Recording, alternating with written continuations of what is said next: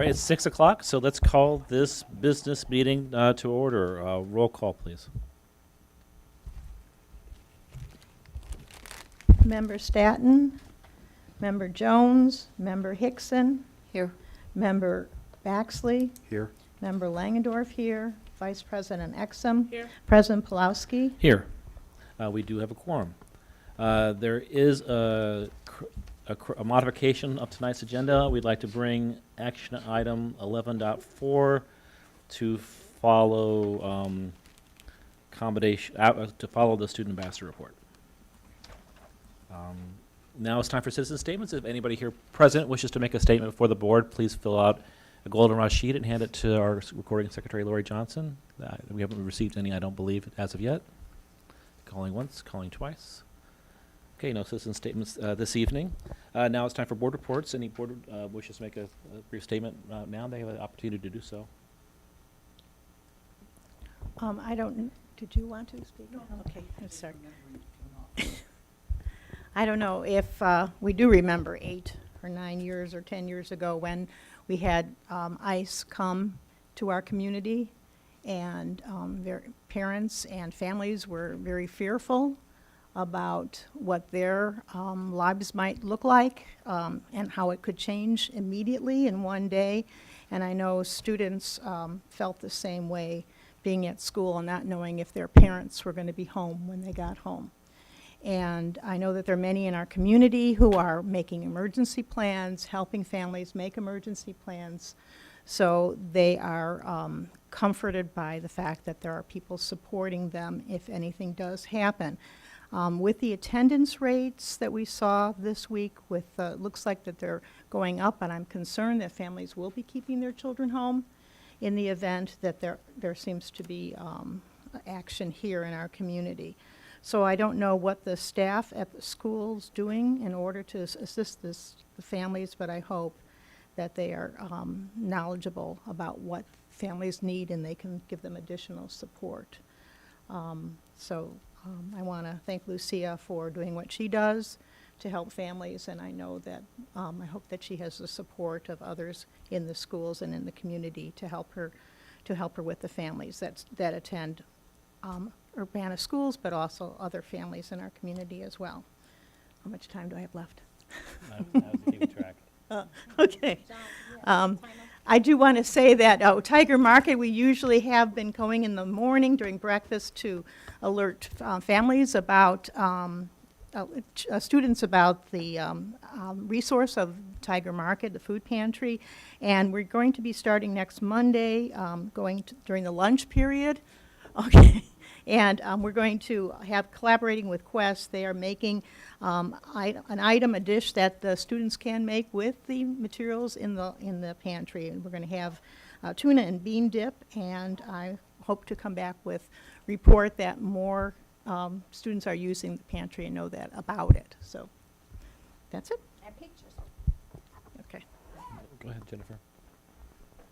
I didn't really plan a statement, but from what Sherry said, I just want to mention that at the Refugee Center Board meeting last week, I did ask about those issues with our families, because the Refugee Center is doing a lot of what they call Know Your Rights workshops, and they thought that Lucia was really doing that with the school district here. But certainly, if you needed extra support with that, the Refugee Center is very well prepared to come in and help. Do you want me to address that now? Please, go ahead. Okay, so yes, we've already had a session with an immigration attorney with our principals before the holiday, before winter break at one of our principals meetings. And Lucia has several. She actually had one set up tonight, I believe, but because of the cold weather, we moved it back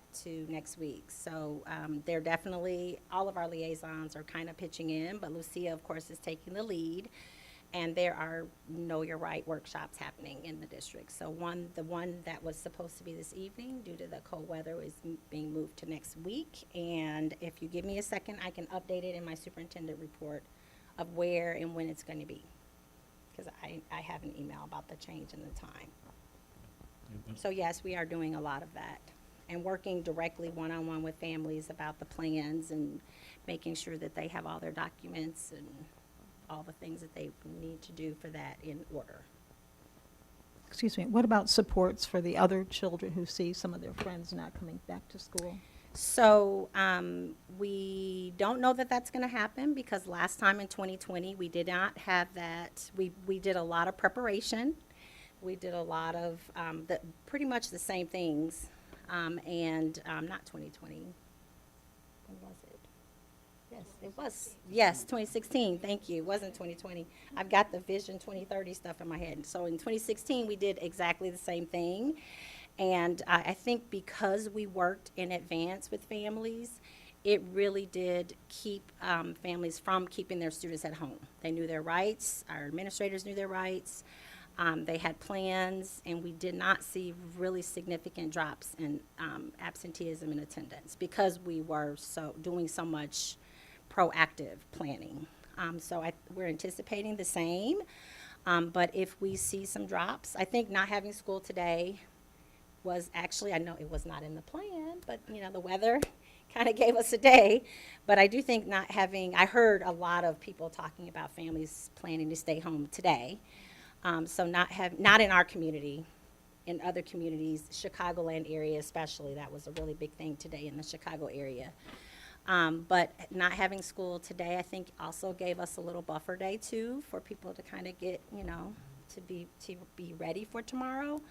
But if we see drops, our administrators are going to be watching that. We'll make sure that they're aware, and our liaisons have been doing a good job of doing that. So if we see something and we need to work with individual families, our student engagement advocates most definitely would be the people that we'd want to pair up with our liaisons to go out and do some home visits, to have conversations, and so, yep.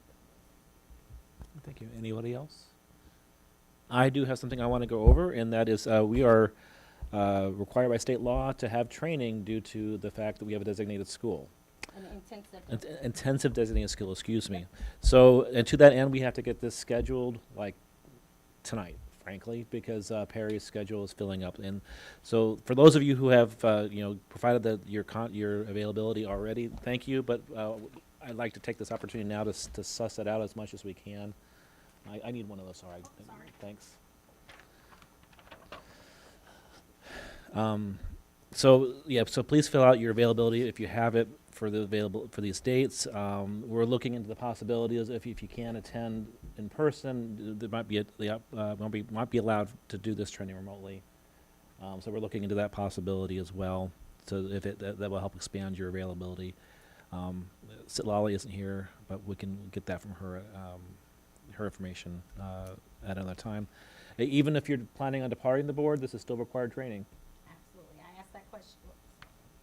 I asked that question specifically today because I got an email from ISB asking to set up Module 2, expecting that we had already completed Module 1. And so I did share with the person from ISB that we have people that are not going to be here. And so it has been challenging if you know that you're not going to, and the next session is on school improvement. So how effective is it having a training on school improvement with 3 board members who we know are not, or 3 that we know are not possibly going to be here next year? So, I think that was, I asked that question, and I was basically told that it doesn't matter, it's a requirement, and so we need to get it done. They 100% understand the board elections, and that every school district in the state of Illinois is dealing with the same thing that we're dealing with board members exiting and new board members onboarding. So unfortunately, it's something that we have to do. So we can talk about Module 2 maybe after we do Module 1. So I'm pulling that email up right now. Yeah, I mean, so okay, so we don't have the availability of the instructor for Module 2 yet. I do. Oh, you but do? I figured it's not till March. Okay, let's it's not focus till on March. February 1st, yes. Okay. All right. So it looks like for most of us, thank you. Okay, that's great. So it looks like Thursday, February 6th, Wednesday, February 12th, Wednesday, February 19th. Thursday, February 20th, and Wednesday, February 26th. I will definitely not make the 24th. Work for most people. Ben, I guess, which of those dates will work for you? Any day except Wednesdays. Okay. So, so that means we're looking So at, what are those 2 dates, Lori?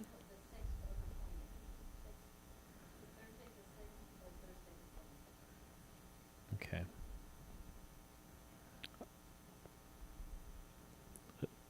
Well, I should probably, yeah. So, well, The other person wants to come in March, but the week he wanted to come is the week we're on spring break. So, and his children's spring break is the last week of March. So maybe I will suggest then, since we are going to run into kind of some time away and vacation time in March, offering a February date up, he might well, want that well, let's try for the 6th then, for module 1. for module 1. Okay. Lori double checked with Perry Hill today, and the dates that are on here are still available as of today. Okay. Thank you. Yeah, please. Let's shoot for the 6th, and if we'll make that work. Or maybe we can cross our fingers and get the 20th to work for module 2, so we don't deal with spring break issues. Yeah, that's a good idea, Tori. Did everybody hear that? Tori said maybe hold the 20th just in case people heard that. Okay. Okay. All right. Thank you for that. I'm glad to get that taken care of. I think that's it for board reports. There is no call for an executive session after tonight's meeting, so the chair would entertain a motion to approve tonight's agenda as modified. I move to approve with the modification mentioned earlier. Second. Been moved and seconded. All in favor, say aye. Aye. Any opposed? We have an agenda. We do have accommodation and recognition tonight. We have students who were selected at Dr. Martin Luther King Jr. Living the Dream Scholarship. The President Claude Shelby Award for Outstanding Achievement went to Grace Cody. The Willie T. Somerville Memorial Award for Excellence in the Arts went to Kara Moten.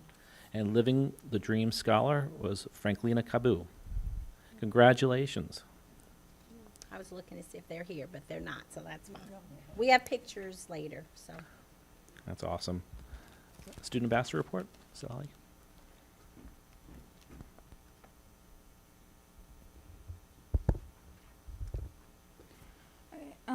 This is the content that I'll be covering tonight. You can go to the next slide, please. First is the lunches. Quest Food has not been up to quality that was originally promised when they had their food presentation in the Commons 2 years ago, I believe. Students deserve balanced meals, and that includes dairy, carbs, vegetables, fruit, and protein. And at the beginning of their start, the quality of the food and the balance was good. And as the years have gone by, the quality has lessened. Recently, pretzels have been served as an entree, and that is not a nutritious meal for growing high school students. Next slide, please. Throughout the whole semester, there also hasn't been enough food for juniors and seniors. Constantly never seems to be enough pizza and chicken sandwiches / burgers. By the time I get there, maybe 5 minutes after the bell, it seems that the pizza and the chicken sandwiches and burgers are gone.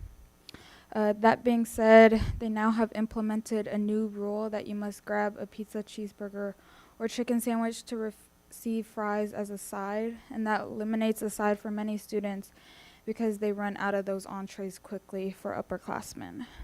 Quest replied that that the run out of food was only the last week of the last semester, but this has happened it was going on the last couple weeks of the previous semester and has also continued into this semester where they're running out of food. Next slide, please. The bathrooms. Hey, Lolly, before you Yes. go on, I don't know, Marianne, do you want to add anything before we move to bathrooms?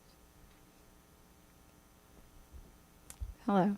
I talked with Quest to kind of get some background on it, and I think my reply was probably shared with you. So if there's anything that's like specific, do you mind like sending me an email? Because I am starting monthly meetings with Quest. Okay. And so if there are any issues, they know that we're keeping communication open and we want to have high quality food. I know that even like with the pretzel though, that would be part of the like NSLP type lunch. It just might not be a favorite, which we can, always let them know and give them that feedback. Okay. Okay. Because I think Thank the you. pretzels come, the entree is actually Nutella, is it? Or hummus or something? The chickpeas. It's actually a chickpeas. chickpea, like The chickpea. chocolate chickpea hummus. So the That's the protein, it's all like, vegetarian. That's the vegetarian option, yeah. but if you let us know, then I can have that conversation with Quest. But we did share it, and that's the feedback I got. So if it was something else that's going on, then I don't think that they're aware. So we have to just kind of let them know what's Yeah. going on, okay? Okay. Thank Okay, you.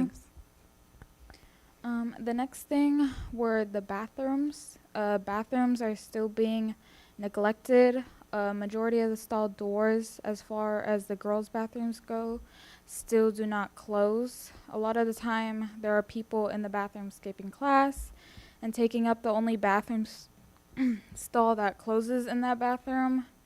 This causes issues when teachers ask why students are taking so long in the bathroom, when students are having to walk to different floors and different parts of the building to find a bathroom that has a working stall, working sink, and isn't locked. There are at least 2 bathrooms that I know of that only have 1 working sink. Again, causes issues for students whose sole purpose of going to the bathroom is to use the bathroom.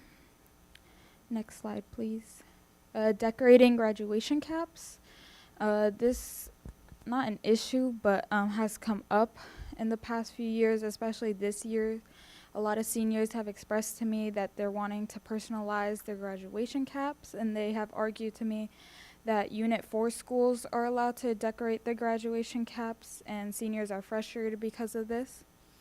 And another argument is that it limits the students' creative expression, and that the graduation gowns, although those are rented out, the students pay to keep their caps and don't rent them. So they'd want, I guess, more answers as to why we're not allowed to decorate our graduation caps. Our last thing on the agenda is the boys volleyball team.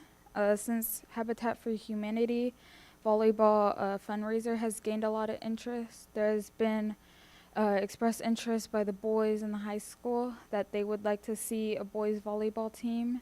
This was communicated to Mr. Guzman, and he forwarded it to Mr. Waller.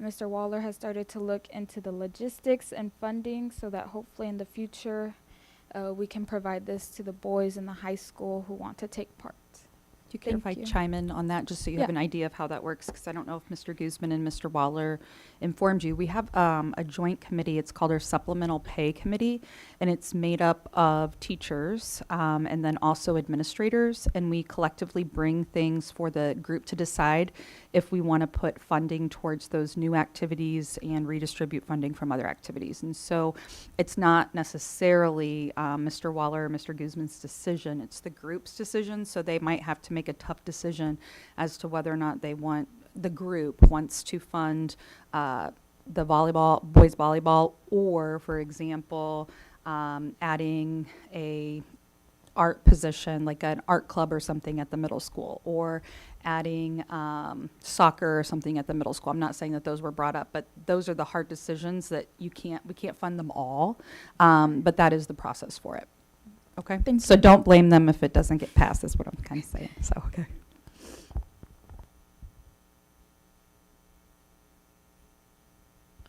Thank you very much, and thank you for braving the weather to be here with us tonight when you didn't have to be. Now it's time for action item 11.4, administrative personnel items. Angie, could you provide context for the board, please? Sure. Mrs. Carr and Mrs. Kearns, do you mind joining us at the table? Thank you. In late November, the Human Resources Department posted on national platforms for 2 leadership positions open at the Urbana Middle School 6th grade center and Urbana Middle School 7-8 for the 25-26 school year. There was an overwhelming response from middle school staff, families, and administrators to actively participate in this important hiring decision. On January 8th, 3 Level 1 interview teams interviewed 5 highly qualified applicants for the 2 middle school leadership positions. Each candidate had to interview 3 separate times on January 8th at Urbana Middle School. Based on the Level 1 committee recommendations, 3 of the 5 candidates advanced to Level 2 interviews held on January 10th. All 4 interview committees, meaning Level 1 and Level 2, recommended Mrs. Amani Carr to serve as the first Urbana Middle School 6th grade center administrator and Mrs. Melissa Kearns to serve as the next Urbana Middle School 7-8 principal. Mrs. Amani Carr was born in Decatur, Illinois, but moved here with her family at the age of 5. She attended Champaign schools from elementary to high school, graduating from Champaign Central High School in 1993. During the years that followed, Mrs. Carr attended Parkland Community College, pursued a career in banking at First Federal Savings Bank, ran a home daycare, and opened a small desktop publishing company until she went back to school to pursue an education degree. She earned her undergraduate degree in 2015 in elementary education with an emphasis in English from Grand Canyon University, graduating summa cum laude in 2015. She earned a Master's of Education in Educational Administration from Grand Canyon University in 2020. Mrs. Carr will say she began her teaching experience when she homeschooled her 4 beautiful children, 3 of whom are here tonight, throughout the early years of their academic journey, beginning in 2004. However, she began teaching in a public school setting in 2016 as a 5th grade teacher at Dr. Preston L. Williams Jr. Elementary School. She's been in Urbana School District 116 since that time and has been employed as a 5th grade teacher, 7th grade English language arts teacher, student interventionist, also known as dean, and currently assistant principal. Mrs. Carr is not only an employee, but she's also a proud parent in the district. Her 2 youngest children are students at Urbana High School. She's a PTA member, part of several committees in the district, and is actively involved with her community. Mrs. Carr has been a board member for First String Incorporated for over 18 years and is also a member of Delta Sigma Theta Sorority Incorporated, Champaign-Urbana Alumni Chapter. Mrs. Carr is committed to progress, achievement, and community. Amani says her greatest support system and biggest cheerleaders are her husband of 29 years, Virgil, also here this evening, and their amazing children, Caleb, Othniel, Jonathan, and Victoria Carr. She attributes her success and achievements not only to their support, but to her faith in God and to being raised by an extraordinary woman, her mother, Barbara Walker, and growing up with 5 of her siblings, Alina, Sarah, Noah, Latreia, and Ezekiel. Mrs. Carr is fun-loving, creative, loves writing poetry, playing video games, and spending time with family and friends. What she's learned from her family about the importance of strong and positive relationships informs her leadership style and approach. Mrs. Carr is excited about this next part of her leadership journey and is looking forward to supporting students, families, and staff as the first leader of the Urbana Middle School 6th grade center. Amani is committed to collaborating with all stakeholders to establish and maintain a standard of academic excellence and achievement.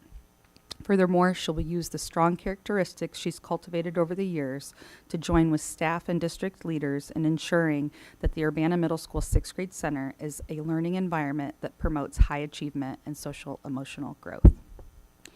Mrs. Melissa Kearns was born and raised in Urbana and attended Urbana schools kindergarten through 12th, attending Prairie Elementary, now Dr. Preston Williams Elementary School, Urbana Middle School, and Urbana High School. Mrs. Kearns attended both Parkland College and Eastern Illinois University after high school and graduated in 2008 from Eastern with a bachelor's degree in elementary education.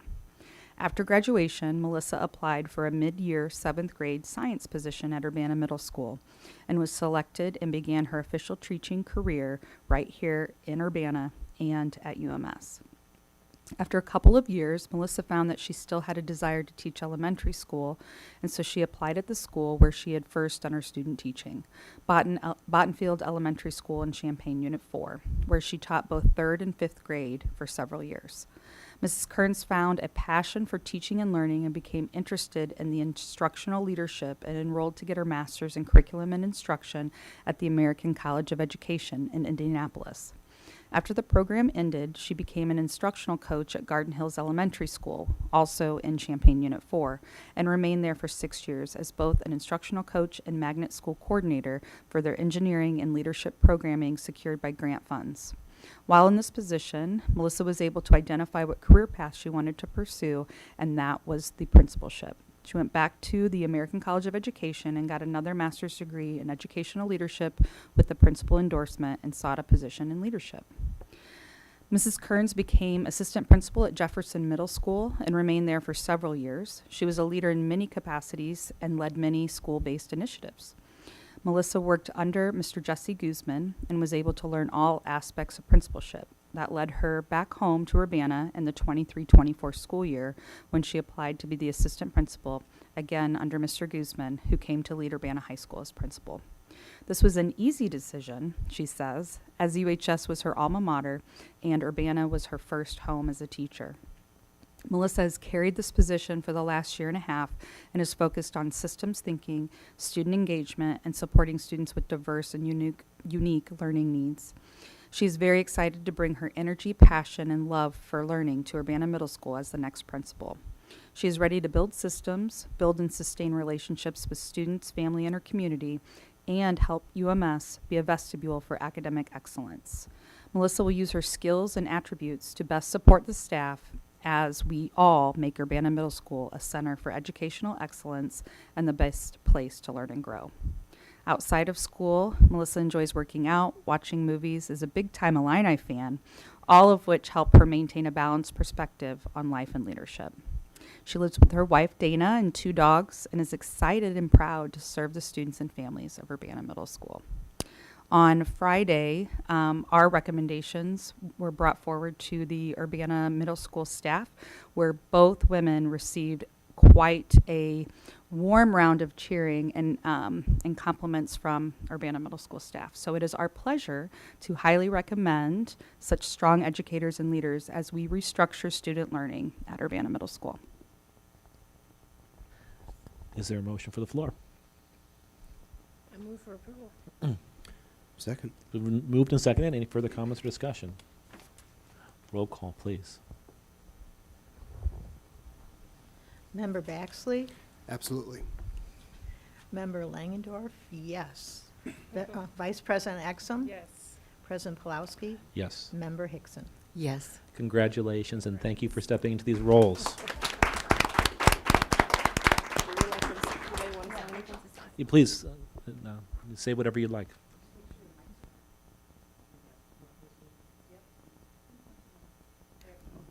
Hold up.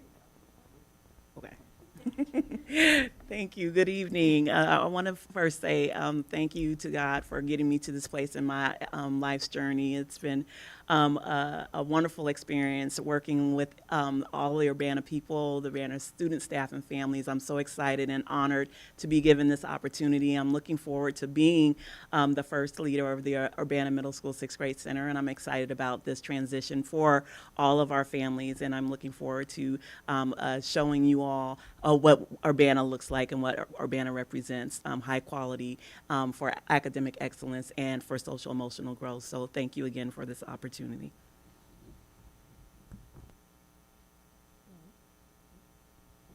Can you hear me? Okay. Thank you, Dr. Franklin and the USD 116 Board of Education. I am super beyond elated to serve in this capacity for the district. It's been my dream to be a principal, and so I'm super excited about stepping into those shoes. Thank you to the interview teams that selected Amani and I and gave us their trust in terms of being their next leader.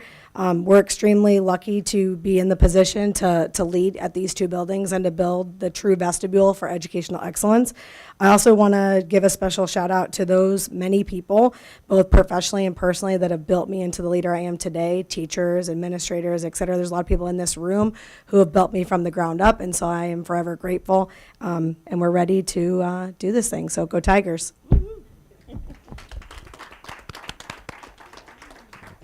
Thank you, and go Tigers. Yeah, keep warm, drive safe. It is now time. It is now time for our administrative report on Vision 2030, the legislative initiative. Okay, thanks everyone.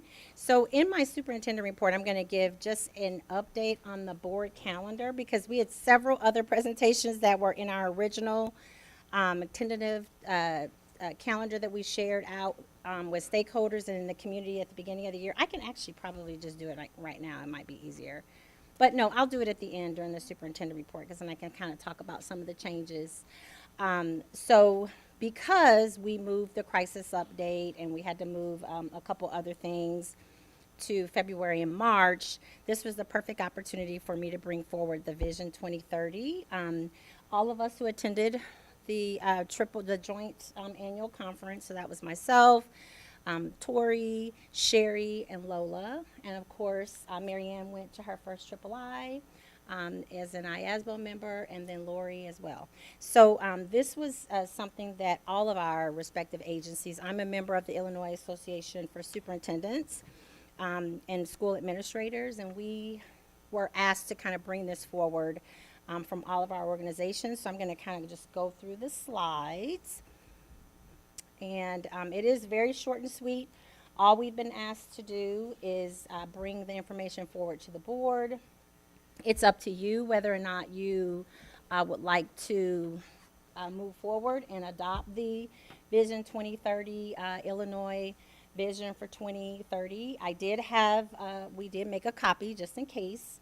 It is something that the board was interested in, so you could read it again, and we would have it on the agenda as a approval at our next meeting. So tonight we're just going to discuss, and then if there are other questions, you can let us know. So to start us off, Vision 2030 represents the second time that educator stakeholders fostered collaboration and unity among education organizations across the state to create an advocacy framework for public education in Illinois. The first time it happened was in 2020 with Vision 2020, where numerous achievements, including one that impacts us significantly in our district, the evidence-based funding model. The funding formula was birthed out of Vision 2020, the Illinois Balanced Accountability Model, and Post-Secondary Workforce Readiness Act. So a lot of the initiatives that we're bringing forward around college and careers, the CTE, the wonderful presentation that Urbana High School did here before in December, a lot of that those new initiatives and those new programs really started with the Workforce Readiness Act that was birthed out of Vision 2020. So this is just a list of some of the organizations. So I'm a member of IASA. Most of our principals are members of the Illinois Principal Association. They provide PD and support for anyone who is a building administrator. Our board members, we receive PD and lots of support through the Illinois Association of School Boards. So all of the Illinois, basically the ROE Association, the Illinois Rural and Small Schools Associations, they're all kind of listed here, all partnered together to bring forward these recommendations in Illinois Vision 2030. So this is, I did not make these slides, just so people don't think I'm being snarky. These are the slides that were provided to superintendents to share with boards. They really want a consistent message, so they are asking all of us to utilize the same slide deck. So this is the slide deck that our associations have shared with us and asked us to bring forward. But before I talk about mandate relief, I do want to just read the letter from the Vision 2030 partners. So I don't have all of their names listed in this slide, but in the board packet for 10.1, there was a longer document that lists all of the folks who were involved in the meetings in the process. So there were teachers, there were administrators, there were superintendents. So I'm going to just kind of read this. In November 2012, statewide, and this was in the larger packet that was in the board packet at the very beginning, so you would have seen this, but I want to read it for our stakeholders who've not looked at the agenda for this week. In November 2012, statewide education organizations united to develop a comprehensive visioning process for enhancing public education in Illinois in the long term. The effort resulted in Vision 2020, the first of its kind blueprint for public education in Illinois that sparked a legislative action on school funding, teacher recruitment policies, college and career readiness, and the state's accountability model. However, in the aftermath of the COVID-19 pandemic, the landscape of public education has been significantly altered. I'd say I'm ad-libbing here, changed forever, presenting immense challenges and prompting increased scrutiny. A new vision was needed to propel Illinois forward in designing a system that better serves the needs of diverse learners, attracts new people to the profession, enhances student opportunities, and continues the state toward long-term predictable funding. In October 2023, the Illinois Association of School Administrators, Illinois Principal Association, Illinois Association of School Boards, Illinois Association of School Business Officials, the Superintendent's Commission for the Study of Demographics and Diversity, Illinois Association of Regional Superintendents of Schools, Illinois Association of Administrators of Special Education, and the Association of Illinois Rural and Small Schools launched Vision 2030 with the goal of articulating what the education community stands for and aspires to realize. This policy framework is the culmination of multiple in-person sessions and statewide engagement efforts that included input from over 1,000 stakeholders. Board members maybe were asked to complete surveys. I know we filled out lots of input and feedback surveys, ranging from the southern tip of Illinois through the northern Chicago suburbs. Most importantly, the ideas encapsulated in Vision 2030 represent priorities from the practitioners who work inside and outside of school buildings to improve the education outcomes of children from all backgrounds. On behalf of the near 2 million school children in Illinois, the Vision 2030 partners encourage the General Assembly, the governor, and all stakeholders to review this policy framework and begin to take action to build an even brighter future for Illinois students.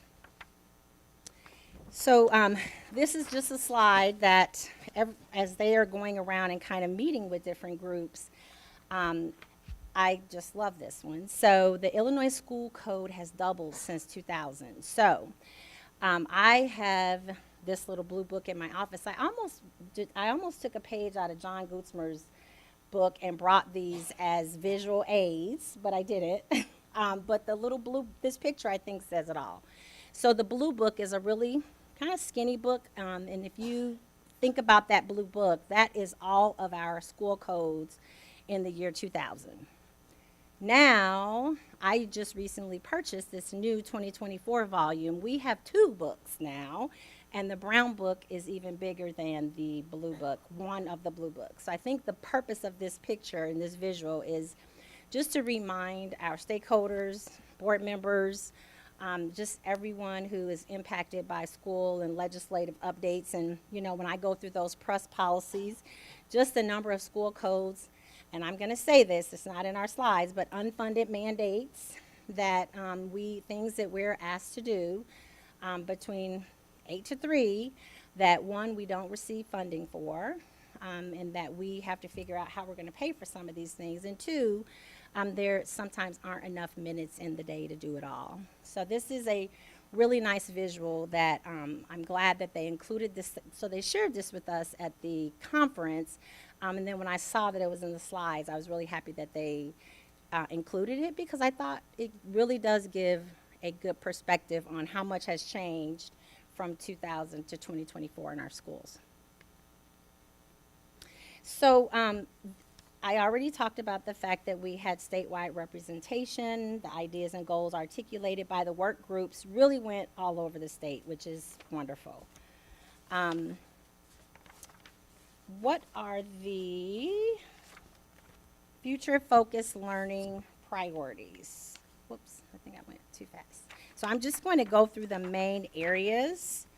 And if you want to read more about them in the full packet that you received or that is available online, you can read about all the different areas. These are the different priority areas that encapsulate each area or each group. So future focused learning, promoting future-driven skills that allow for more college and career exploration. We've been talking about that a lot in our district. We're really excited to bring a grant opportunity that I mentioned about the Gear Up grant when the high school folks were here. That is something that is really going to help us all the way starting at 6th grade through 12th grade. Enhancing student safety and well-being. We have been talking so much about district safety that we weren't ready to present tonight because we have more things that we're talking about for current student safety and for next year. So the district crisis team will still be coming forward to present. Attracting and retaining a high quality and diverse educator pipeline. So we have the teacher vacancy grant. Angie and Dr. Franklin and Peter Furch, our director, have really worked hard to make sure that our teacher vacancy grant funds are being implemented in a way to not just retain our folks, but also to recruit new people. So we've been trying to do a little bit of both these last 2 years. Promoting curriculum and instructional flexibility to meet the unique needs of local communities. So if you thought about the Illinois map, and I don't think the slides have a map of Illinois, but when you think about the differences in our communities from southern Illinois all the way up to the northern collar counties around Chicago, the populations are very different. The needs of the students are very different. The funding bases are very different. Like we're tax caps. There are lots of districts in the northern collar counties who don't rely on grants like we do. We just received additional funding in Title I this year because there are actually districts in the northern area who don't use the money that they're given. They just don't spend it.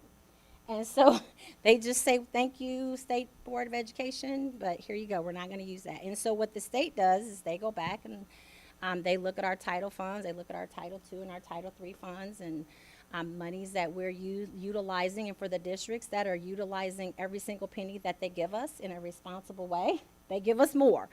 And we appreciate that. But just the fact that there are districts who don't use the money that they're given by the state through various grants or even some of the evidence funding things, we appreciate that. We are noticed for being good stewards of the state funds, but the fact that there are districts that can do that really does show the difference in the unique needs of our local communities just across the state of Illinois. So any questions about that area before I go to the next one? Future focused learning, okay. Shared accountability. So reforming the Illinois assessment system to be a timely and useful measure of student proficiency and growth over time. So in one of the sessions, several of the sessions I went to, every superintendent conference that I go to involving Illinois folks, one of the things that is on everybody's wish list is to really look at our accountability system. So you've heard me present and say that Illinois is 4th in all of our states with the highest level of proficiency. And so Toting Standers, our new state superintendent, is looking at that. When you compare the other states with the high standard of proficiency for what Illinois has set for many, many years, it really is testing some of our students out of proficiency who really, when you compare them to another state, they would be falling right in line with what is proficient and what's considered proficient and what isn't. So I know the state is looking into that. It won't happen for 2025, but there are working groups that are having those conversations, and the state is looking at that as a change for 2026. Reform the current accountability system to provide local flexibility for identifying indicators that create a more holistic view of student success. So we had one of those local flexibility indicators in Press 117 related to the finances. Reform the mandate process to ensure implementation procedures that promote flexibility in local decision making. So what works for Urbana 116 is not going to work for Waukegan, and is not going to work for Elgin, and it's not going to work for Cairo, and some of those other southern Illinois districts. I think we do need the ability to make local decisions. We need that flexibility sometimes. So I appreciate that. That is something that this group made a high priority. Questions about shared accountability? Okay. Predictable funding. Protect the integrity and funding of the evidence-based funding formula.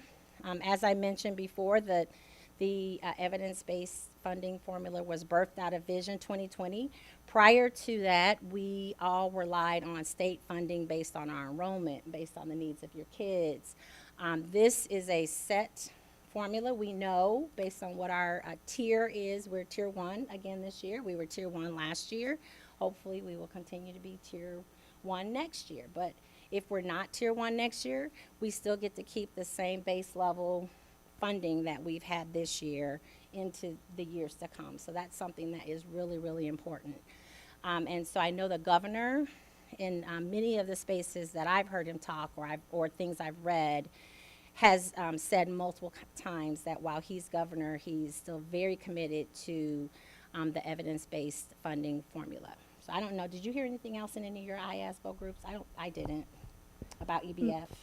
The only thing I've ever heard is just the promotion of EBF and how it's really helping close some of those gaps that we've had.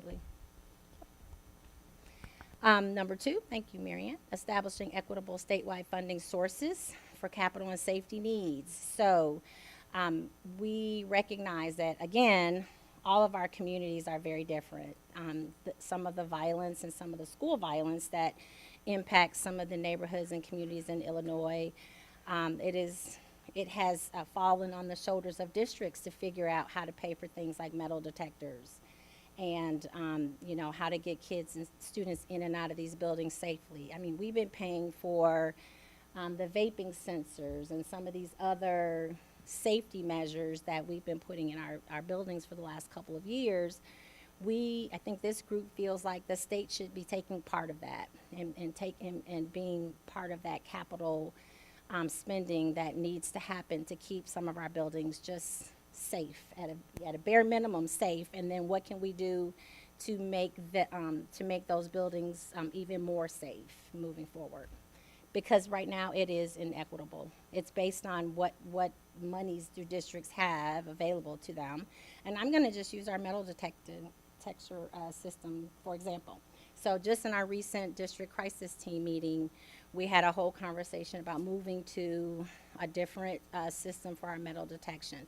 Champaign, as you remember, was able to purchase the Cadillac version, or what would be the highest level version of, I don't know, what would be the what? Okay. Oh, Tesla or whatever, I don't know.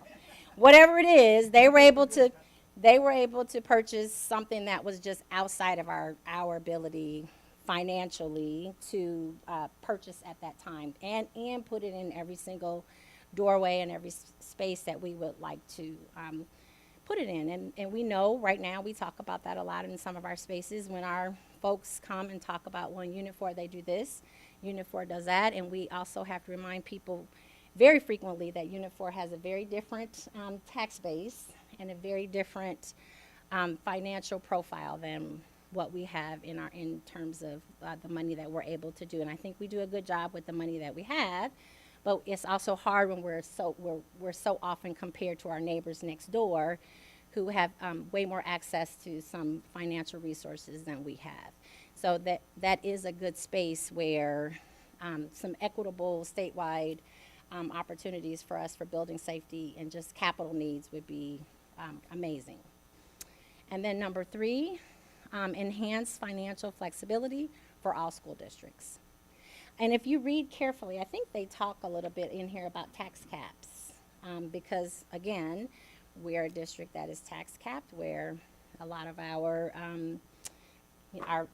districts that look very much like us may not be tax capped. So that impacts communities very differently. Questions about that before I leave those priority areas? I had Okay. a question. Oh, yeah. What does the tier 1 mean, or the Oh. different tiers?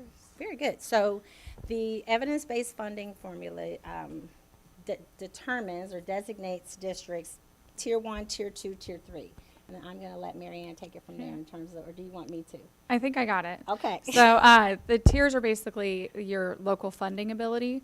So based off of Urbana's tax base, we cannot fund the school district off of local funding alone to meet the needs of students. And as compared to like a Naperville or something that would be a lot more like a wealthier district.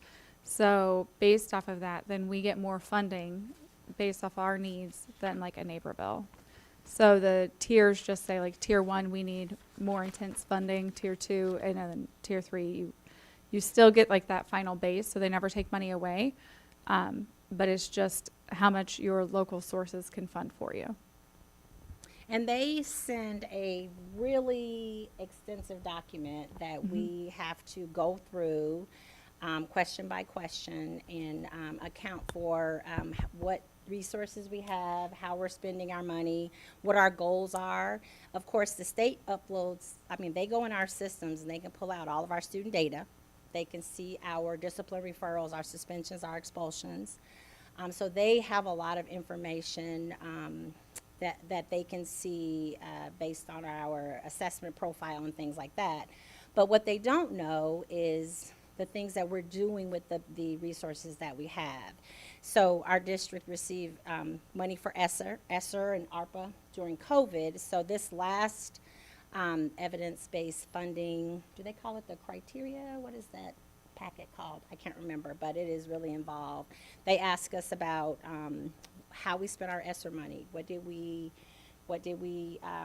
implement? What were our goals? What were our priorities for that funding? And then I think they take all of that information, like it is pretty involved. Carol was here when we completed it, so Mary Ann, Carol, and I did it together. And when we uploaded to the state, I think they put us in some kind of formula where they compare us to the rest of the state. And it is a very detailed formula that I'm not going to try to explain, and I don't know. Mary Ann might not be ready to yet, but Carol most definitely probably could at some point send us something that we can share in writing. We probably already have something that we could share out again that we've had in writing before. But they kind of put us in this compare, contrast formula, and then they take the EBF money that the governor sets aside. He determines out of the state budget how much evidence-based funding money that the legislators are going to allocate to schools. And they take that and they divvy it up based on the needs of the districts. So for years, we were tier 2. And as this document kind of talks about post-pandemic, as our student assessment needs have changed, some of our concerns around culture and climate and student discipline.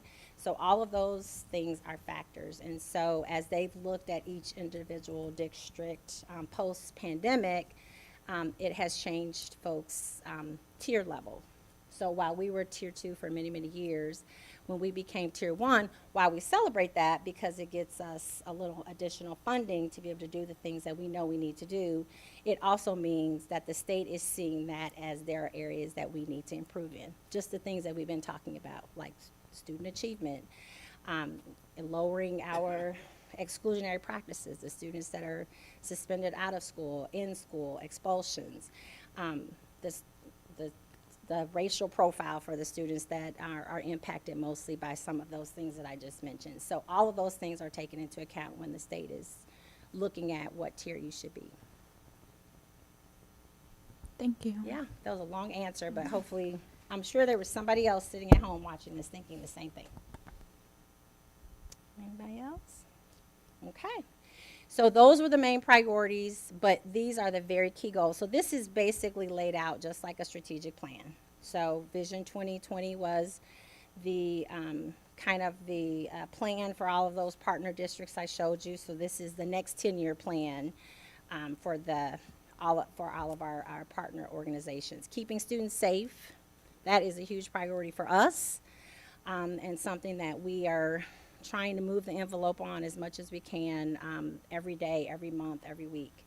Keeping high quality educators in front of our students.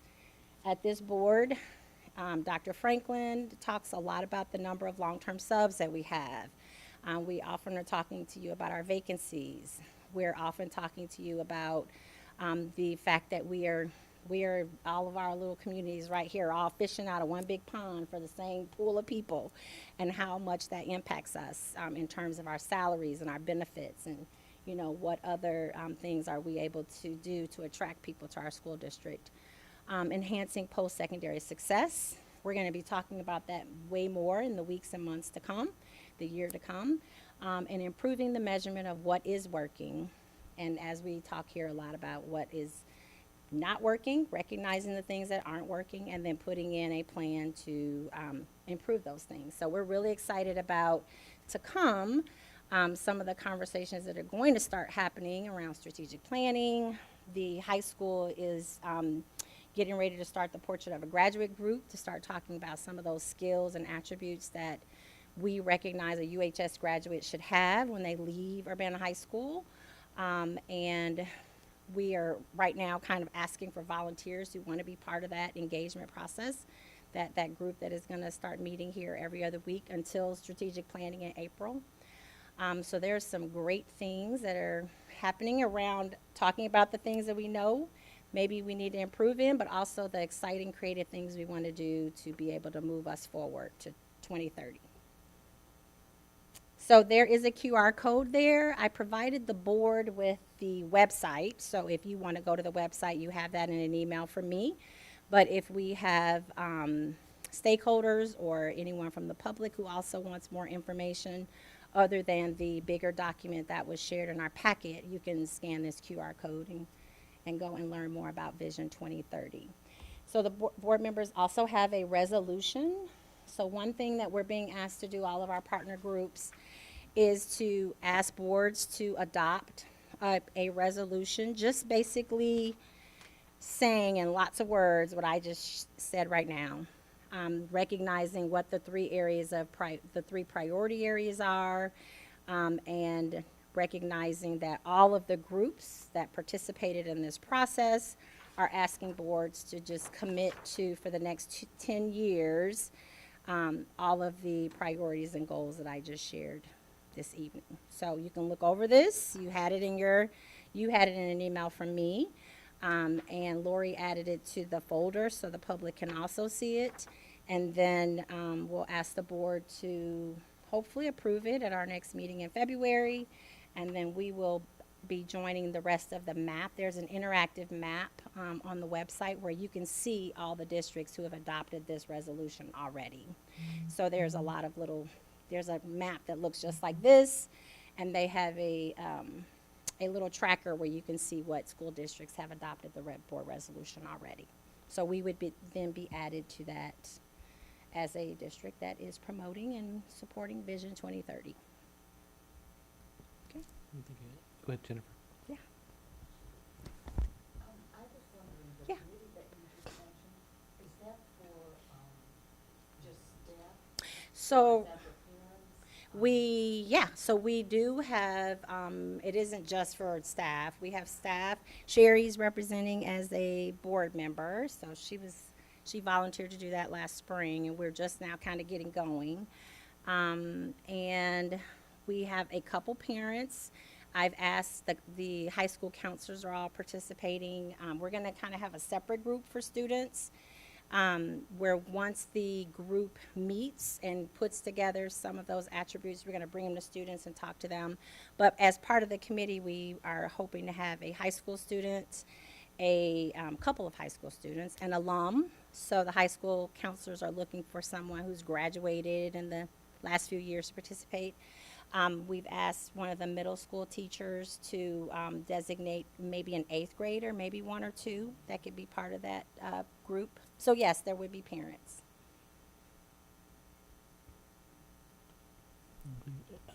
Sorry, anyone else have questions? So I guess be prepared to vote on this in 2 weeks? Yes, 2 weeks. Okay. Thank you. Thank you. We do have action items tonight, starting off with our consent agenda. 11.1 are our minutes from the December 17th business meeting and the January 7th study session. 11.2 are our December bills and checks, the education fund bills for $1.5 million, O&M fund bills for $190,000, bond and interest fund bills for $3.5 million, transportation fund bills for $33,000, working cash bonds for $1.4 million, school facility occupancy tax for $208,000, tort expenses for $58,000, payroll, salary, and benefits for approximately $5.2 million, and Urbana adult education for $161,000. There were a list of personnel items in our packet that need approval, and we also are seeking approval for travel expenses. The Board of Education members' travel expenses attending the joint annual conference held in Chicago. The board members that attended were Tori Exum, Sherry Langendorf, and Lola Jones. Is there a motion to, first of all, sorry, does anybody wish to remove any of these items from the consent agenda? Hearing none, the chair will entertain a motion to approve the entire consent agenda as read. Move for approval. Second. It's been moved and seconded. Any other comments or discussion? Roll call, please. Member Langendorf, yes. Vice President Exum? Yes. President Pulowski? Yes. Member Hickson? Yes. Member Baxley? Yes. Motion is approved. We do have individual action items as well, starting off with 12.2 being gifts. The Urbana High School boys tennis team received an anonymous donation of $350. Warren Foster donated a variety of art supplies valued at $600 to Urbana High School. Is there a motion to accept the gifts and send out appropriate thank yous? So moved. Second. No second. Any other further comments or discussion? All in favor say aye. Aye. Any opposed? Thank you for the gifts. 12.2 is a resolution abating the tax heretofore levied in the year 2024 to pay debt service on our taxing bonds. You provide a little context for the public for us? Sure, this is something you guys do every year, and it's basically you're abating the taxes so you don't have to levy them. So keeping the levy down and paying off our bonds. Right. Is there a motion for the floor? Move Anyone? for approval. Second. So moved and seconded. Any further comments, questions, or discussion? Roll call, please. Vice President Exum? Yes. President Pulowski? Yes. Member Hickson? Yes. Member Baxley? Yes. Member Langendorf, yes. Motion passes. 12.3 is a similar resolution, but over paying for a different series of bonds. Is there a motion for the floor? Move for approval. Second. Moved and seconded. Any further comments or discussion? Roll call, please. President Pulowski? Yes.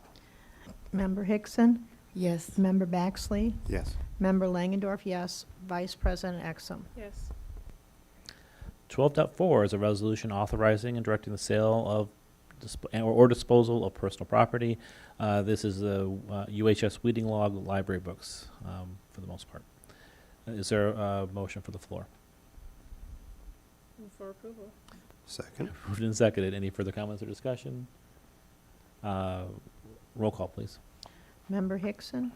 Yes. Member Baxley? Yes. Member Langendorf, yes. Vice President Exum? Yes. President Pulowski? Yes, 12.5 is the cell tower lease agreement, which we discussed 2 weeks ago, and definitely postponed to tonight's meeting, which is why it's on tonight's agenda. Is there a motion on the floor for approval, and then we could discuss once that's happened? Move for approval. Second. Moved and seconded. Now is the time to discuss this. I guess I'd like to start off because I'm the one who kind of posed the majority of the questions 2 weeks ago with regards to concerns about the length of the lease, with regards to the concerns about our obligation to provide insurance, and with regards to the increment in terms of the payment schedule. The biggest concern I had was that over the length of the lease, we would eventually hit a point where our insurance costs would outweigh any potential monies we would get in. And after, talking to John and doing a little research, I don't think that we're going to be seeing much of an increase at all with regards to our insurance related to just this piece of property. We're going to see big increases in our insurance, but that's going to be more related to the overall economic environment and just look at your own personal house taxes, for that matter, or house insurance. Excuse me, as expenses go up there.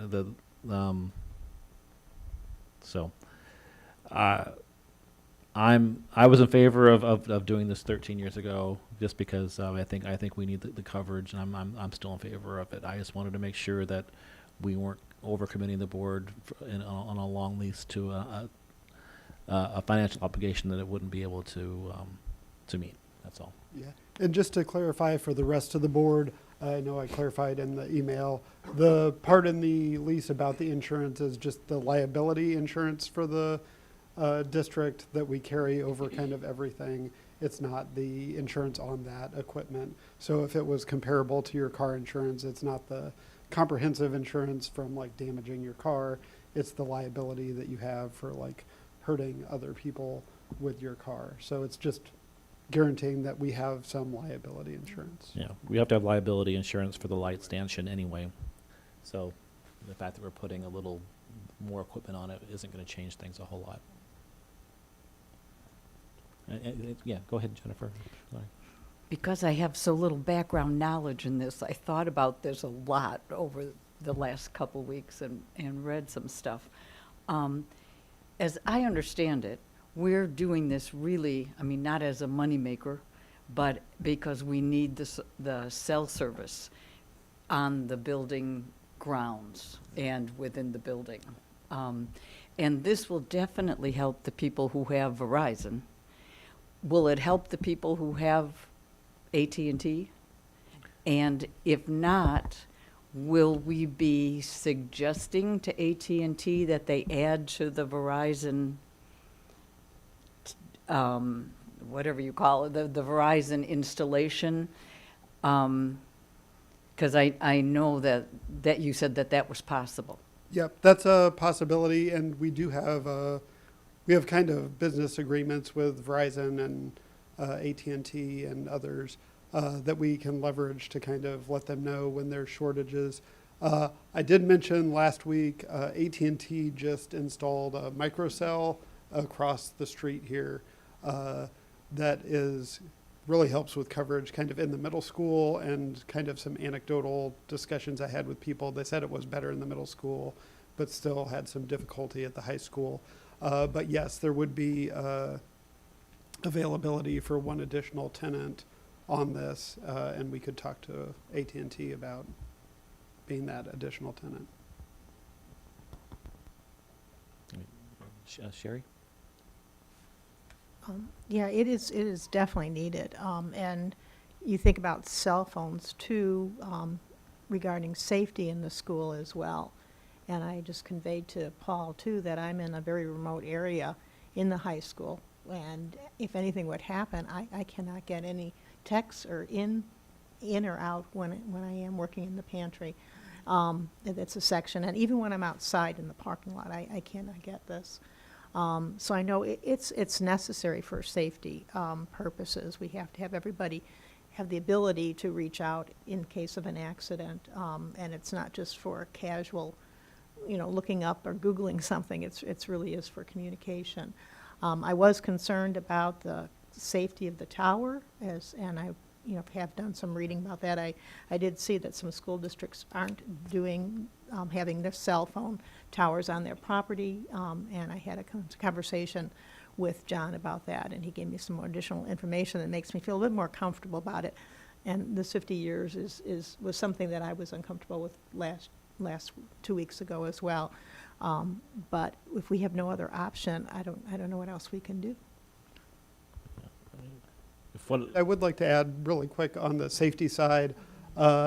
We found out recently, I think, Dr. Ivory Tatum, you found out at a LUDA session that there may be a requirement coming that teachers have access to kind of the emergency alert system within their school, which would require us to, one way or another, give teachers access to our Crisis Go app. That's our emergency notification system in the school. So in the absence of this, it could be a substantial cost to the district to be able to kind of install whatever boosters that we were needing to provide that access as well. any other, go ahead. There was a letter from a constituent saying that, you know, we would be approving something that we have to keep there for longer than any of us will be alive. And this is true, but as I've been thinking about it, technology changes so much that in 50 years they may not still need that there. I know years ago when we were having electricity work done in the house, we said, oh, put the little things in there so you, if somebody bought the house and they wanted to have a television in the bedroom, they could do it. Well, we've never used, we just still don't have televisions in the bedroom, but I mean, we've never used it because now everything is Wi-Fi. I mean, it's a hole in the wall at this point. So I don't think that's as big a worry as some people might think about it. Yeah. I know. Like I And- said, I did a lot of thinking about it over these last couple weeks. And as Sherry asked earlier, like if at some point in the future, in 30, 40 years, like we don't even have cell phones anymore, there's something else. Good news, they'll still be paying us $32,000 a year, even if cell phones don't exist at that point, so. I think as an added benefit to the community, you know, it doesn't hurt. How is your cell service, Jennifer, in your house? We have AT&T and we have some sort of a booster thing, and we use Wi-Fi all the time. Yeah, So, but for phone call, I mean, I guess, yeah. yeah, right. And so, but even the phone calls are on Wi-Fi. Yeah, So okay. if the Wi-Fi is down for some reason, it's like 2 or Spotty. 3 Okay. bars, yeah. Yeah, it should help out our neighbors certainly with their coverage. Mhm. So, I guess the question I have, if the board approves this tonight, I guess what's the next steps with the city? Yes, we're still working with the zoning board. So this will go before the zoning board. They have a required community meeting that they have to get additional community input, much as we welcome community input here, before approving the zoning. I forget exactly what it's called, but the zoning permit needed for this. And then following that, we would schedule the core samples and the implementation. Thank you. Any other questions, comments, discussion? Hearing none, a roll call vote is in order. Member Baxley? Yes. Member Langendorf, yes. Vice President Exum? Yes. President Pulowski? Yes, Member Hickson? Yes. motion passes. Next up is the Voltus request that was shown to us a couple weeks ago as well. Is there a motion for the floor? Move for approval? Second? Been moved and seconded. Any further comments, questions, or discussion? Hearing none, roll call, please.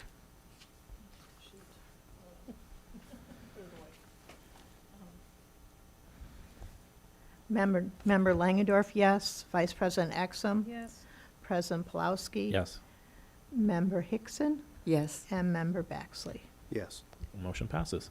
And last up tonight is Press Plus 117, which again we discussed 2 weeks ago. Is there a motion for the floor? Move for approval? Second? Moved and seconded. Any questions, comments, or discussion? All right, roll call, please. Vice President Exum? Yes. President Pulowski? Yes. Member Hickson? Yes. Member Baxley? Yes. Member Langendorf? Yes. Member Hickson? That was a yes. Okay, that's All what I right. got. Okay. Motion passes. It's okay. That's it for our action items for the evening.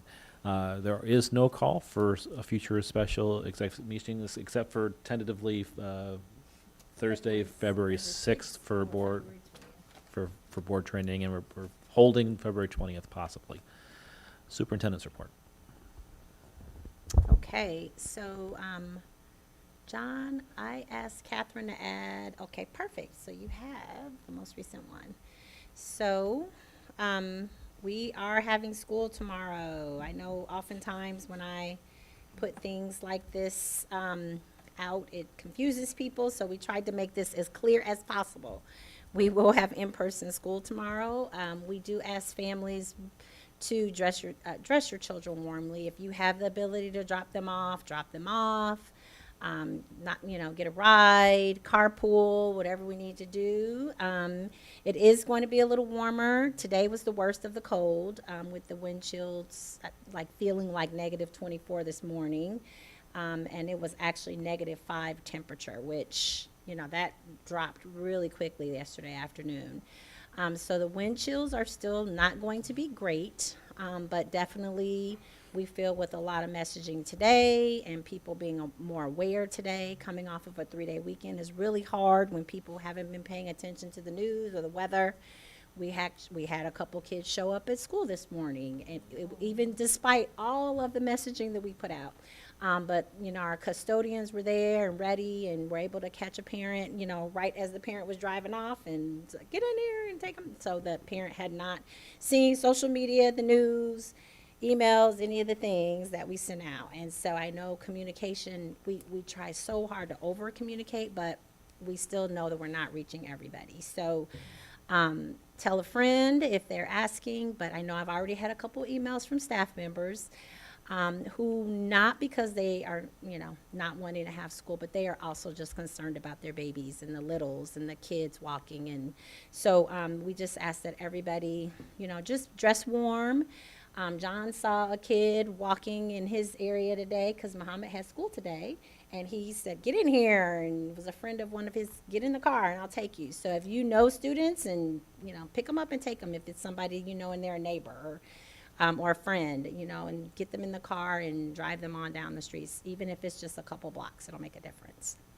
The highs in the 20s will be from kind of back to normal for this time of the year for the rest of or later in the week. So, but we just got to get through tomorrow.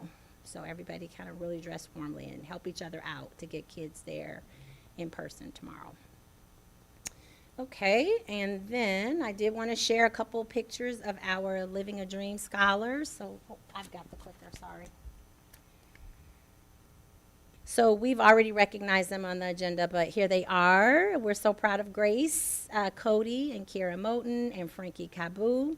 The picture here on the bottom is showing all of our, I know they're not all Urbana students, but I always like to take a picture just to see the diversity of the group that represents our community. So there's students in that photo from Central, from Centennial, and also from Urbana. So we were well represented, not just Sunday evening at Cranard, but also at the Unity Breakfast yesterday, which was held at Vineyard. And so Kiera was able to, she was a Willie Somerville Award winner. She read her essay entry. And then Grace Cody also read her essay entry as the Claude Shelby honoree for outstanding achievement, and they both represented our district very well. And Frankie, of course, there is all smile. So we're really proud of these Urbana High School students. Black History Month kicks off this Sunday. This was something that I don't know if it is on the invite, but we've done this the last to memorialize and commemorate not just Black history, but also the hard work and the vision and determination for our Mrs. Mitchell, Janice Mitchell, who was such a huge proponent of NAPID and Black History Month and making sure that our schools were sharing information with our children. So since her passing, something that Dr. Mitchell, Janice, has put in place is honoring her, but also kicking off the event to get activities and information into the hands of kids and families. So the annual Black History Month kickoff is this Sunday. We always do it at Dr. Williams Elementary, which was where Mrs. Mitchell started as a parent many, many years ago, while Janice and Everett were students at Prairie. And then she later became a staff member in the district as our first African-American district parent liaison. So youth activities are scheduled from 3 to 3:30, with the program starting at 3:30. All are welcome. So although this is a Black History Month kickoff, it is open to everyone, just like we always promote our NAPID events are open to any culture, any race. It doesn't matter. Come and celebrate with us. They have lots of visuals, activities for the students to do. There's always a guest speaker. I'm not sure who that is yet because it isn't on the program. So just come and hang out and spend a little time or spend the whole time from 3:30 to 5. We'd be happy to see you there. And if you have questions, send them to Dr. Mitchell. She organizes this, and she does all the works with Mrs. Webster, our family engagement director, to get the activities and everything ready. So Dr. Mitchell would be the person to reach out to if you have something you want to bring or share. I'm sure she'd be happy to work with you. UHS Winter Guard. We have an amazing Winter Guard. Every year, I am always so excited to share the pictures and videos that Christy sends us from the high school. So they actually had a little mention. I put it in my superintendent update on WCIA as one of those good news stories. And so they just represent us so well in every event they go to. So they are going back to state again this year for lyrical flag routines. The Winter Guard plays second there, and the lyrical flag routine qualified for the IDTA state finals next month. So we received an email from others, like the judges and some of the other people who are at these events. So this week we got a great email from Christy. She shared that people that are at these events recognize our students clapping for everyone and smiling, and just the camaraderie that they not only have for one another, but just for all the teams. And so it's really nice when we get emails from referees or administrators from other schools, or in this instance, judges from a event who recognize our students for their character. So that's always nice. Under the leadership of Christy Kaplan, who was at UHS and who is now at our dual language school. She speaks Spanish, and so she took the opportunity to leave the high school, and she's at the dual language school. And she left the high school. She was at the high school, and then where was she last year? She was at DPW. DPW. Oh. So she was at the high school, then she was at DPW, and now she's at Yankee Ridge. So she does a fabulous job because she leaves Yankee Ridge and then hops in the car and gets over to the high school as fast as she can every day to then continue to coach Winter Guard. So that is commitment. February 10th, Monday, February 10th is NAPID, National African American Parent Involvement Day. I don't know all the activities yet, but if you reach out to Mrs. Webster, she and Catherine are collecting the events and the assemblies and the readers. And so once we we usually make like a one-pager that we share with the board. So once we have put together what every single school is doing, we'll make sure we share that. Some schools are just come and have breakfast, eat a little breakfast, and then go walk around and visit classrooms. Some schools have guest readers. Some schools just open up the classrooms for activities, and people can just come and walk around. So it is really up to you the amount of time that you want to give or are able to give on NAPID Day. Last year, the middle school had a cooking class that was open, and we had an opportunity to have a nice lunch, too. So put that I on your will list. check in with Ms. Price about that. I'm sure she's got it on the on her list. Yeah, this is a great opportunity for soul food. So if you see one of those invites, I'll be reading at Thomas Paine, if anybody wants Oh, to hear some yes. kid books. yeah, I'm reading at Thomas Paine too, I think at 8:45. Okay. UHS Cool Schools Challenge. How appropriate for today that we're talking about the polar plunge. So UHS will be the first school in the region to have a Cool Schools polar plunge. Angie, have you been working with them on this at all? Do you want to talk about it? I have not. I Oh. always donate every year. I know, but I can read it. That's fine. Yeah, no, go ahead. I didn't know Okay. if you were. I know sometimes you are. Yeah. So Friday, February 28th, UHS students, staff, and families are invited to take the plunge between 12 to 2 on the UHS football field. So I've seen lots of emails going out. That's why I thought maybe Dr. Franklin was involved. So the plunge, you can sign up as a team or an individual. And of course, any fundraising or monies that we collect help benefit Illinois Special Olympics athletes. So it's something that we've done for many years. I know that Urbana Middle School is usually really involved, and we have lots of teachers who reach out to us and ask them to kind of donate and support their school teams. But this is the first time we're going to have our own plunge happening at UHS football field. So, yay. Cold water, I think. I don't know. Yeah, usually that's the drill. So I did it a few years ago, but I didn't plunge. They said I just kind of dipped my toe into the lake at Mahomet, which is very accurate. And so, yeah, hats off to them that they do it year after year. So there's a lot of teachers involved. It's very competitive among the staff to see how much money they can raise. And in Lindsey Brownfield's room over at Gerber, I counted last night. I thought there were 11 or 12. There might even be more than that of the plungers, the trophies that the Urbana School District team, which is led by Lindsey, has been the highest fundraising school group in the area for several years. They keep winning the plunge. So it's a pretty cool tradition that the Urbana teachers participate in. See? Yeah.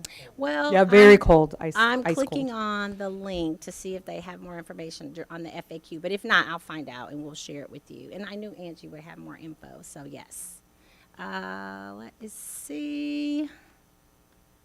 Yeah, it doesn't say what they're going to be. I'm assuming they're going to have a big pool or maybe one of those ice tubs or something that I see online all the time that athletes get in and out of. I don't know. But yeah, it doesn't say on the FAQ. So we'll find out. But if you want to donate, the link is there, and there's a QR code to register. Oh, the link is actually on the website. There's more information on that link at the bottom, the FAQ. Okay, and last but not least, dates. The National Mentor Month Celebration Luncheon is the 23rd on Thursday. So I'm very happy it's going to be a little warmer, so we will have more mentors come out for that. February 12th is another one of our special education family and staff advisory councils. All families are invited to participate, but we definitely would want our families who have students with IEPs or 504s to join and hear what is happening in special education in the district. February 14th is Staff Development Day, no school for early childhood or grades 1 through 5, and UMS and UHS have early dismissal. And then February 17th, no school President's Day. That is one of our federal holidays. I do want to, I lied, I said last, but I have one more update. So we were also supposed to be bringing you back more information about the calendar committee. That was something else that I removed that we would have done tonight that we're going to do at one of our February meetings. But I challenged our staff community this morning. So as of this morning, we had 386 responses, I believe. And so I kind of challenged everybody and said, okay, we have e-learning. Everybody is sitting at a computer today. If you haven't filled out the survey, fill it out so we can get feedback on the 25-26 calendar, and our goal was 450. And earlier, while our administrators were here, I checked, we were at 449, and while we've been in the board meeting, somebody filled it out. So we hit 450. So woohoo! So I'll send an email out to staff, and really encourage them. So we have a lot of great, I don't know the last time we sent out a feedback survey where we got 450 responses. So we have 325 from licensed teachers and licensed classroom teacher-like folks. And then we have 91 support staff members who've completed this. We have administrators. We have, let's see, people who are just maybe associated with like facilities or like central office. So this is a great amount of feedback and really good information and suggestions that folks are throwing in here. So your calendar committee will be taking all of this information, and we have another meeting that we're going to go through it all and hopefully bring back another recommendation at our next meeting for the board for the 25-26 calendar. Thank you. There was a FOIA request that was published in our agenda that was processed and completed. Is there a motion to adjourn? Second. All in favor, say aye. Aye. We're adjourned. We'll see you in February 4th.